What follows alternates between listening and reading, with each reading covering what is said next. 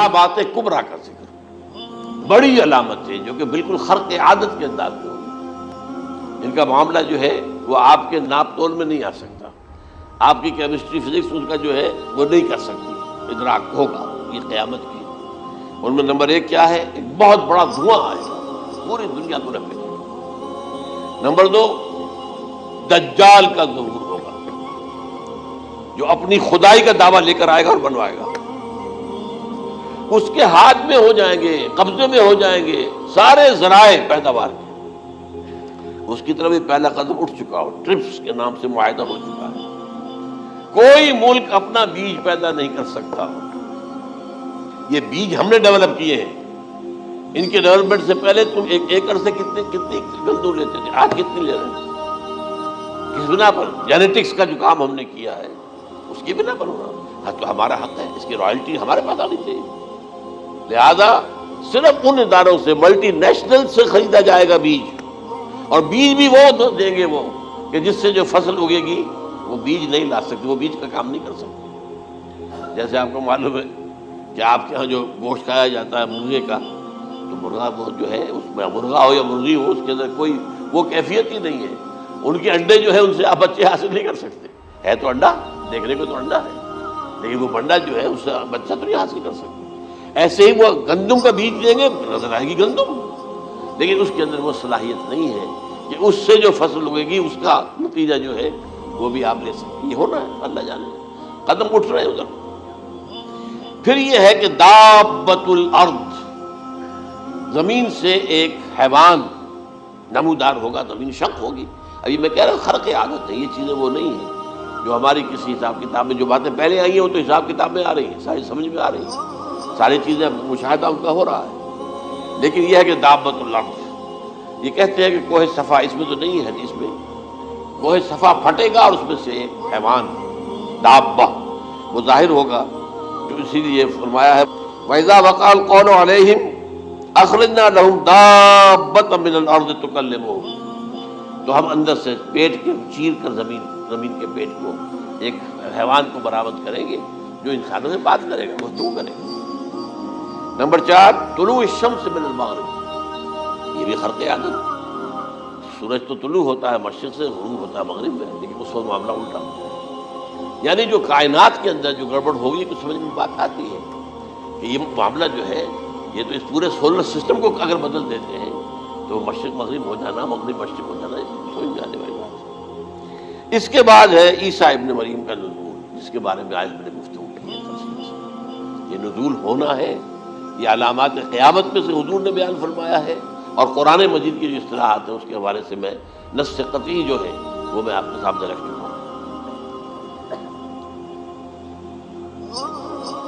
پھر یاجوج ماجوج کا ایک معاملہ ہے، یہ میں ابھی اس وقت زیادہ اس پر بات نہیں کر سکتا. حضرت عیسیٰ علیہ السلام کے نزول کے بعد 2 کام ہو گئے.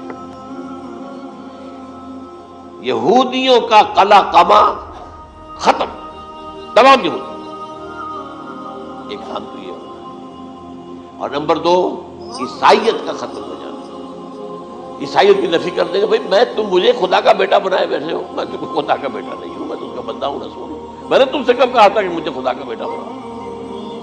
نمبر 2 یہ کہ وہ خنزیر کو قتل کر دیں گے، یعنی یہ تم نے خنزیر کب سے کھانا شروع کر دیا؟ میں تو تم کو نکاح اجازت دے کر گیا تھا، یہ تو شریعت موسوی میں حرام تھا، اور میں کہہ کر گیا تھا کہ یہی شریعت تم پر لاگو رہے گی. ہاؤ کم تم نے کیسے کی؟ آج بھی بہت سے رومن کیتھولکس جو ہے وہ سور نہیں کھاتے، وہ ہے ان کے اندر کچھ نہ کچھ بات جو ہے جو حضرت عیسیٰ کی تعلیمات کا کچھ اثر ان کے ہاں ہے. میں تو ایک مرتبہ، یہ 1971 کی بات ہے، 4-5 دن کے لیے برسلز میں رکا تھا، اس لیے کہ وہاں مجھے ایک صاحب نے خط لکھا تھا کہ وہاں ایک نوجوان ہے، ابھی ایمان لایا ہے اور اس کے کچھ مسائل ہیں، ہم کوشش کر رہے ہیں ان کے مسائل حل کریں. آپ بھی جا رہے ہیں، میں انگلینڈ جا رہا تھا تو واپسی پر آپ ان کے یہاں چند دن ٹھہرے. میں حیران ہوا، ویسے اس نے مجھے اپنے گھر ٹھہرایا نہیں، اس لیے کہ ماں باپ تو اس کے کرسچن تھے، اور پولیس کا چیف آفیسر اس کا باپ تھا، چیف آف پولیس فورس. اس نے مجھ سے 1 دن کھانے پہ بلایا، ہوٹل میں ٹھہرایا. اس نے کہا آپ اطمینان سے یہاں کھانا کھائیں، اس گھر میں نہ آج تک کوئی شراب کی بوند آئی ہے اور نہ ہی کوئی بوٹی آئی ہے سور۔ نوبت کیا تھی؟ اب اکلوتا بیٹا تھا عبدالعزیز نے بعد میں بیان رکھا، وان کینٹن اس کا نام تھا جو کہ اوریجنل تھا، پھر اس نے نام رکھا عبدالعزیز وان کینٹن، پرانا نام بھی باہر رکھا۔ نہایت ایک نہایت خوبصورت 28 سال کی عمر تھی، اور اس وقت میں نے دیکھا تھا کہ اس کی فقہی معلومات جو ہے میری معلومات سے 10 گنا زیادہ۔ اس کی وجہ کیا ہے؟ وہ گیا تھا موراکو میں ایز اے ٹیچر ملازمت کرنے، پیسہ کمانے۔ وہاں وہ مسلمانوں سے اس کا ہوا ربط ضبط ہوا، اسلام کی تعلیمات سامنے آئی، اسلام لے آیا۔ اب اکلوتا بیٹا ہے اور ماں باپ جو ہے کرسچن کیتھولکس۔ جب وہاں سے واپس آیا تو پھر کہتے ہیں کہ ہمارے درمیان ایک معاہدہ ہے، وی آر لیونگ ٹوگیدر، لیکن یہ معاہدہ ہے ہم مذہب پہ بات نہیں کریں گے، بس باقی جو بھی ہے وہ ساتھ رہ رہے ہیں۔ لیکن میں حیران ہوا، مجھے معلوم نہیں تھا۔ اچھا، اس کے بعد اس نے جب اسلام کا فیصلہ کیا تو اس کے سامنے سوال آیا کون سی فقہ اختیار کروں؟ تو اس نے بڑی جو ہے تھورو اسٹڈی کی ہے تمام فقہوں کی، کمپیریٹو اسٹڈی۔ ان کو کرنے کے بعد پھر فائنل فیصلہ اس کا یہ تھا کہ حنبلی فقہ میں اختیار کروں۔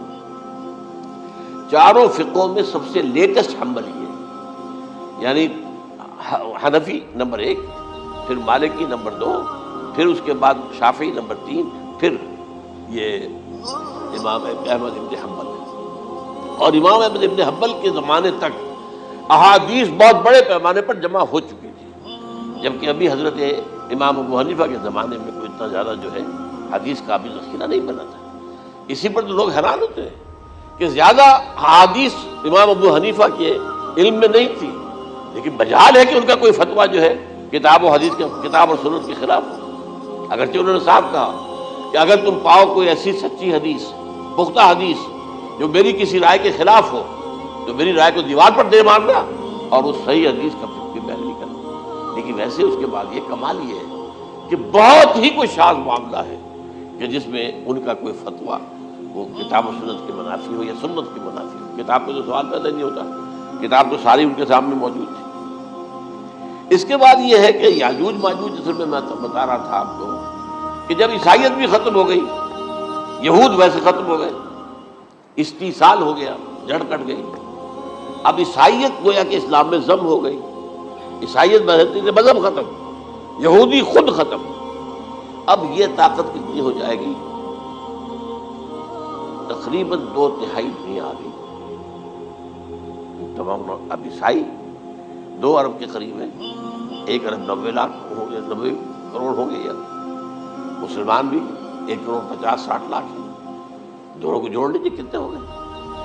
6 ارب کل آبادی ہے۔ لیکن اس کے بعد آتا ہے یاجوج ماجوج کا خروج۔ یہ یاجوج ماجوج میرے نزدیک چائنا اور رشیا ہے، ان کی مجموعی طاقت اتنی ہوگی اور یہ اس طرح آئیں گے ہر اونچائی پر سے اترتے ہوئے، پھسلتے ہوئے۔ جیسے 1962 میں جب وار ہوئی تھی بٹوین چائنا اینڈ انڈیا 1962 میں، تو وہ اس وقت کا شب جو آج بھی اخبارات میں پڑھتا تھا تو یاد، waves after waves of Chinese soldiers were coming down the slopes of Himalayas۔ یہ تو وہ ہے نا جن کی تعداد کا کوئی حساب نہیں، اور رشیا اور یہ مل کر جو ہے، میرا اندازہ یہ ہے کہ جب پہلے ملحمۃ العظمیٰ ہوگی وہ عیسائیوں اور مسلمانوں کے درمیان، اس وقت یہ دونوں پاورز نیوٹرل رہیں گی، لیکن غالباً یہ بات طے کر لیں گی کہ ویپنز آف ورلڈ جو ہے ماس ڈسٹرکشن یہ استعمال مت کرنا۔ اگر یہ ویپنز آف ماس ڈسٹرکشن استعمال کرو گے تو ہم میدان میں آ جائیں گے۔ اس میں وہ جنگ جب ہو چکے گی، پھر حضرت عیسیٰ کو فتح حاصل ہو جائے گی، اور پھر یہ کہ یہودیت ختم ہو جائے گی، عیسائیت بطور مذہب ختم ہو کر اسلام میں ضم ہو جائے گا، پھر وہ 40 برس کا عہد حکومت ہے حضرت عیسیٰ علیہ السلام۔ لیکن جب یہ فتح ہو جائے گی ان پر، اب یاجوج ماجوج آئیں گے اور اتنی تعداد میں آئیں گے کہ بحیرہ طبریہ جو ہے اس کا سارا پانی پی جائے گا۔ یہ تو اگر آپ کو کبھی اندازہ ہو یا کوئی آپ جانے ان لوگوں کو جو ان چینیوں سے واقف ہیں، وہ کہتے ہیں زمین پر ہلتی ہوئی کوئی چیزوں سے وہ چوری چھوڑ کے کھا جائیں گے۔ جہاں وہ جاتے ہیں ایز اے لیبرر، وہاں کے جو سارے کتے ہیں ختم، ساری بلیاں ختم، ہر شے، وہ جو سانپ کھاتے ہیں، ہر چیز کھاتے ہیں۔ اور یہ تمام ایسٹرن کنٹریز کے اندر ہوتا ہے. بڑی ڈیلیشیس ڈشز ہیں یہ، سانپ وغیرہ وغیرہ، اور یہ جس طرح کھا جائے، پانی پی جائے، ایک قطرہ نہیں رہے گا اس پر. تو پھر جو ہے اللہ تعالیٰ اس وقت جو ہے اس میں ایک ایسی بیماری پیدا کرے گا، یہ سب مر جائے. یہ معجزے سے ہوگا. یعنی ان کے اوپر فتح جو ہے وہ عام لڑائی کے ذریعے سے نہیں ہوگی، بلکہ اس کے اوپر فتح جو ہوگی وہ اللہ تعالیٰ سے ہوگی. ایک بیماری پیدا ہوگی، سب مر جائے گا. اور اس کے بعد اللہ تعالیٰ ایسے پرندے بھیجے گا بڑی لمبی لمبی گردنوں والے، وہ ان سب کو کھا جائیں گے. جیسے ہمارے یہاں گدھ ہوتے ہیں وہ ان کو صاف کر دیں گے. ورنہ تو یہ ہے کہ پوری دنیا کے اندر جو بدبو اور جو پیدا ہوتا معاملہ اس سے، تو اس نوع انسانی کی بقا ممکن نہیں تھی. ان کے خاتمے کے بعد پھر یہ ہوگا کہ حکومت اسلامی جو ہے پوری دنیا میں حضرت مسیح علیہ السلام کی 45 برس وہ رہیں گے. اسی میں وہ کہلن بھی آ جائے گا، وہ فی المہد و کہلن جو میں نے شروع میں بیان کیا تھا.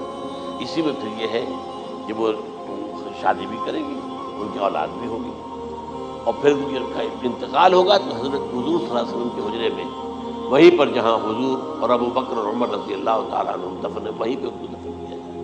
اور قیامت کے دن حضور فرماتے ہیں کہ میں اور یہ تینوں ساتھ ہیں. تو یہ ہے والات و واقعات.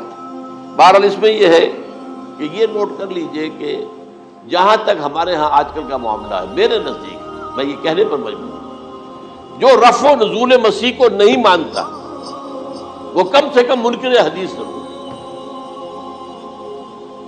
میں اس سے کم کا فتویٰ نہیں دے سکتا.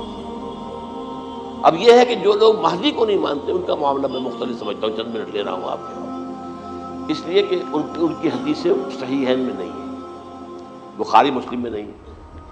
اور یہ کہ بہرحال ان کا معاملہ جو ہے وہ ایسا نہیں ہے حضرت عیسیٰ کا. حضرت عیسیٰ کے آنے کا جو کچھ ہوگا وہ تو میں نے آپ کے سامنے بیان کر دیا. لیکن یہ ہے کہ حضرت مہدی ہمارے نزدیک اس میں خرق عادت کوئی ہے ہی نہیں. جیسے ہر صدی کے مجدد ہوتے ہیں، آخری صدی کے مجدد وہ ہوں گے، اور میرے نزدیک یہی آخری صدی ہے، اور اسی میں حضرت مہدی کا ظہور ہو جانا. سعودی عرب میں کوئی خانہ جنگی ہوگی کسی بادشاہ کے انتقال پر، اور پھر اس وقت یہ ظاہر ہوں گے. اس وقت ملک کے حالات کو سنبھالنے کے لیے لوگ ان کو زبردستی نکالیں گے، چھپے ہوئے ہوں گے ایک گھر میں. یہ حضرت ام سلمہ رضی اللہ تعالی عنہ کی روایت ہے کہ ایک بادشاہ کے انتقال پر یہ خانہ جنگی ہو جائے گی، اور ایک شخص مدینے سے بھاگ کر مکے میں چھپ جائے گا. یہ تو ہے ان کے الفاظ، میں توجیہ کر رہا ہوں. یہ لوگ ان کی طرف دیکھ رہے ہوں گے کہ یہ جو وقت آیا ہے فتنے کا ہماری قوم پر، ہمارے ملک پر، تو ان کی شخصیت ایسی ہے کہ یہ بیچ میں آئیں، صلح صفائی کرائیں، اور وہ جو ہے اس ذمہ داری سے بچ کر بھاگیں گے اور جا کر مکے میں چھپ جائیں گے. پھر لوگ انہیں تلاش کر کے نکالیں گے اور زبردستی ان کے ہاتھ میں بیعت کریں گے، ورنہ وہ اتنے بڑے منصب کو. اور پھر یہ بھی ہے، ایک حدیث میں آتا ہے یصلح فی لیلۃ واحدہ، ایک رات میں ان کی مکمل اصلاح کر دے. یعنی اگر کوئی تھوڑا بہت نقص اور عیب میں ہوا بھی، کوئی کمی کوتاہی ہوئی بھی، تو اللہ تعالیٰ ایک رات میں اصلاح فرما دے. لیکن ہمارے نزدیک اس کے اندر کوئی خرق عادت ہے ہی نہیں. البتہ جو کہتے ہیں اہل تشیع، وہ خرق عادت ہے کہ ان کے 12ویں امام جو ہے وہ بچپن ہی کے اندر اس خوف سے کہ جو بنو عباس بادشاہ ہیں وہ ان کو قتل کر دیں گے، تو وہ ایک غار میں چھپا دیے گئے. اب وہ 1200 برس سے اس غار کے اندر چھپے ہوئے، اور اس کے بعد وہ ظاہر ہوں گے، وہ امام مہدی ہوں گے. اس میں خرق عادت ہے. لیکن میں یہ کہتا ہوں کہ محض خرق عادت کی بنیاد پر ہم اس کی نفی نہیں کریں گے. کیوں؟ کیا ہم یہ نہیں مانتے کہ اصحاب کہف 300 برس تک سوئے رہے؟ یہ کیا عام بات ہے؟ حضرت عزیر علیہ السلام اللہ نے انہیں موت دی، موت، اور 100 برس کے بعد زندہ کر کے اٹھا لیا. تو خرق عادت حضرت عیسیٰ کو ہم اتنا بڑا خرق عادت مانتے ہیں کہ اٹھا کر آسمان پر، تیسرے آسمان کے اوپر ہیں، موجود ہے، اب بھی ہے. شب معراج میں تیسرے آسمان پر حضور کی ملاقات ان سے ہوئی.